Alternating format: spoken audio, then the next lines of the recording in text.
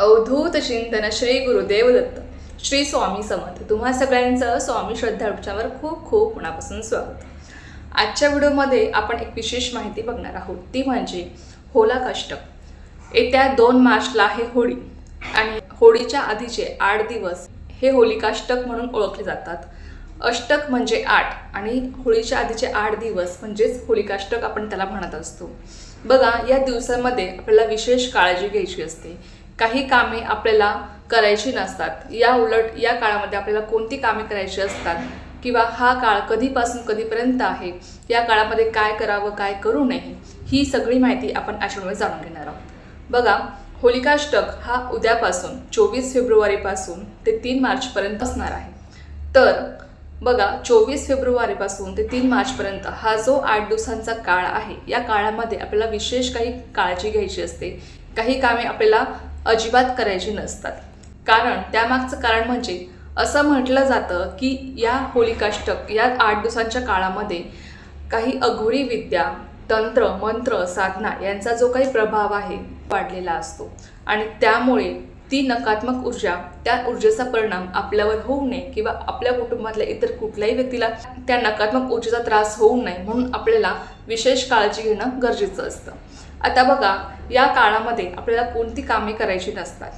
तर सगळ्यात महत्त्वाचं आहे ते म्हणजे या काळामध्ये आपल्याला शुभ कामे करायची नसतात, जसं की लग्न सराई, विवाह, त्याचप्रमाणे नवीन जागा खरेदी करणं, नवीन व्यवसाय सुरू करणं किंवा मुंडन, नामकरण, ही अशी जी काही नवीन घरामध्ये प्रवेश करणं, ही अशी जे काही शुभ कामं आहेत ते आपल्याला कटाक्षाने टाळायची असतात. हे 8 दिवस त्या कामासाठी अशुभ मानले जातात. पण या उलट आता या काळामध्ये नेमकी काय करावं, तर बघा, या काळामध्ये आपल्याला जास्तीत जास्त करून आपल्याला जेवढं तुम्हाला नामस्मरण करता येईल तेवढं तुम्हाला करायचं आहे. त्याचप्रमाणे या काळामध्ये तुम्हाला जेवढं भगवान विष्णूंची सेवा करता येईल तेवढी करायची आहे.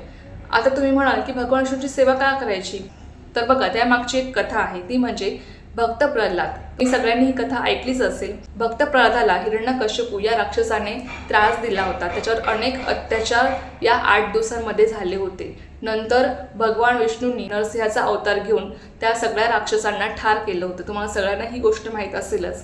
तर त्यामुळेच आपल्याला या काळामध्ये भगवान विष्णूंची आणि भगवान शंकरांची जास्तीत जास्त सेवा करायची असते. जेवढं तुम्हाला नामस्मरण करता येईल तेवढं करण्याचा प्रयत्न करा. त्याचबरोबर ओम नमो भगवते वासुदेवाय या मंत्राला शक्य होईल तितक्या वेळेस तुम्ही जप करू शकता. असं म्हणतात की बघा, या काळामध्ये जसं अघोरी विद्या, तंत्रमंत्र, साधना यांचा प्रभाव जास्त असतो ना, त्या उलट आपण जेवढं नामस्मरण करू, जेवढं आपण सेवा करू, तेवढं फळ आपल्याला या काळामध्ये मिळत असतं. तेवढीच आपली सेवा सुद्धा प्रभावी ठरत असते आणि त्या सेवेचं फळ सुद्धा आपल्याला तेवढ्याच पटीने जास्त मिळत असतं. म्हणून लक्षात घ्या, आणि तुम्ही जेवढी या काळामध्ये सेवा कराल तेवढं तुमच्या परिवाराचं किंवा तुमचं कुठल्याही नकारात्मक ऊर्जेपासून संरक्षण होणार आहे. तर तुम्हाला या काळामध्ये जास्तीत जास्त उपासना आणि सेवा करायची आहे. कोणती सेवा करावी, तर आपल्या गुरूंची सेवा तर आपल्याला करायचीच आहे, ती आपल्याला चुकवायची नाही. आपण रोज नित्यसेवा जी करतो स्वामींची, ती तुम्हाला सुरूच ठेवायची आहे. त्याचबरोबर नामस्मरण तुम्हाला करायचं आहे. श्री स्वामी समर्थ या मंत्राचं तुम्ही नामस्मरण करा किंवा ओम नमो भगवते वासुदेवाय हा भगवान विष्णूंचा मंत्र आहे, त्या मंत्राचं तुम्ही नामस्मरण करू शकता. त्याचबरोबर बघा, ओम नमः शिवाय या मंत्रासुद्धा तुम्ही जप करू शकता. तुम्हाला जसं जसं शक्य होईल तसं तसं तुम्ही या सगळ्या सेवा करू शकता. त्याचबरोबर या काळामध्ये आपल्याला आपल्या कुलदेवीसुद्धा सेवा करायची असते. तुम्हाला ओम ऐं ह्रीं क्लीं चामुंडाय विच्चे या मंत्राची रोज 1 माळका विना रोज तुम्हाला जप करायचा आहे.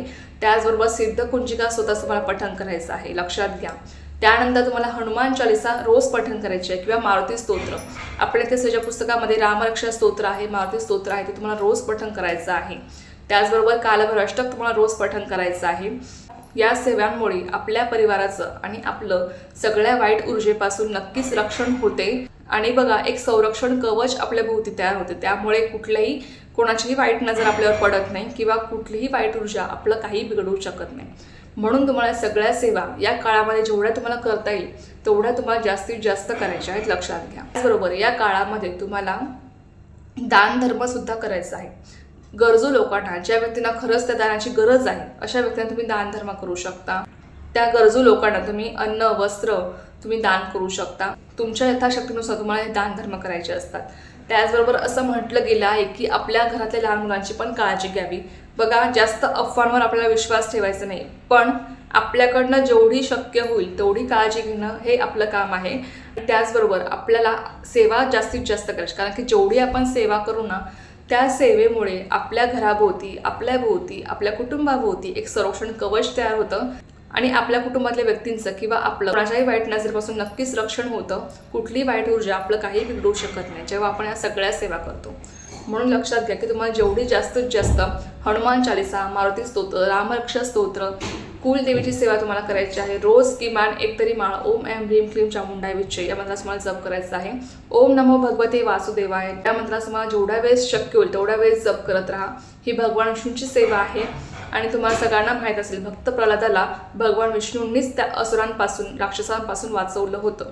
त्यामुळे या काळामध्ये, या होलिकाष्टक या काळामध्ये, 8 दिवसांच्या काळामध्ये तुम्हाला जेवढी भगवान विष्णूंची सेवा करता येईल तेवढी करा.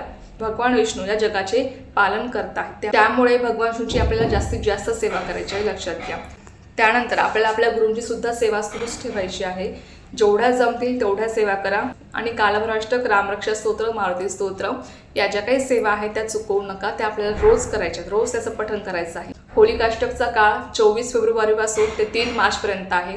धुलीवंदनानंतर पुन्हा आपले जे काही शुभमुहूर्त आहे ते सुरू होतील. नंतर सुद्धा लक्षात घ्या, तुम्ही कालभैरवाष्टक, रामरक्षा स्तोत्र, मारुती स्तोत्र आपल्या घरामध्ये सुरू ठेवू शकता, कारण की या सेवेमुळे आपल्या घराचं, आपल्या कुटुंबाचं रक्षण होतं. कुठलंही आपत्कालीन संकट आपल्यावर येत नाही, आपल्या कुटुंबावर येत नाही. नक्कीच या सेवेमुळे आपल्याला अनेक अनुभव येतात. त्यामुळे तुम्हाला शक्य असेल तर या सेवा रोज पठण करत जा. यामुळे तुम्हाला नक्कीच सुंदर सुंदर अनुभव येतील.